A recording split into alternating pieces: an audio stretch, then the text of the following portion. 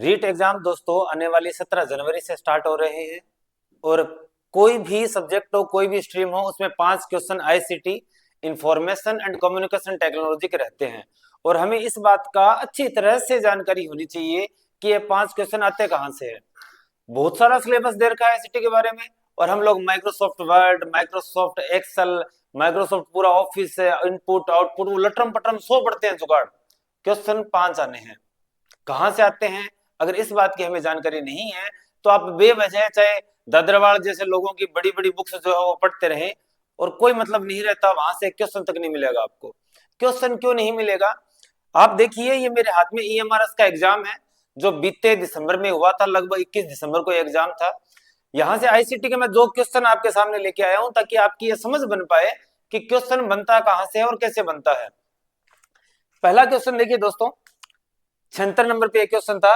Blank Microsoft का एक शक्तिशाली जनरेटिव एआई टूल है, जिसे टेक्स्ट, इमेज, ऑडियो और कोड जैसी विभिन्न प्रकार की सूचनाओं को समझने और उसके साथ इंटरेक्ट करने के लिए डिजाइन किया गया। अब अगर आप लेटेस्ट के अंदर जो एआई चल रहे हैं उनके बारे में जानकारी नहीं है, तो आप चाहे कितनी आईसीटी क्यों ना पढ़ लें, उनकी कोई वैल्यू नहीं है। क्लियर मालूम होता है दोस्तों अपने को। जेमिनी जो है, हम गूगल में देखते हैं अपने फोन में, हम थोड़ी देर तक साइड वाला बटन प्रेस करते हैं तो जेमिनी नाम आ जाता है। चैट जीपीटी ऑल्टमैन की कहानी है। परप्लेक्सिलिटी, ये किसी का भी, आजकल आप एड देख रहे होंगे, परप्लेक्सिलिटी की खूब एड आती है। दरअसल ये किसी भी कोई बड़े कॉरपोरेशन का नहीं है, ये खुद 2022 के अंदर 4 इंडिविजुअल लोगों के द्वारा एस्टेब्लिश किया गया है। और हालांकि इनको निवेश मिला है बड़े निवेशकों से, जैसे कि जेफ बेजोस है, अनवीडिया है। अगर आप अनवीडिया के बारे में नहीं जानते तो इसमें आपका दोष नहीं है, फिर इसका मतलब आपके पर्यावरण का दोष है। को पायलट एकमात्र बचा ये ही माइक्रोसॉफ्ट का है। ऐसा ही एक क्वेश्चन और देखेंगे आप लोगों को भली भांति मालूम होना चाहिए एग्जाम कहां से उठता है।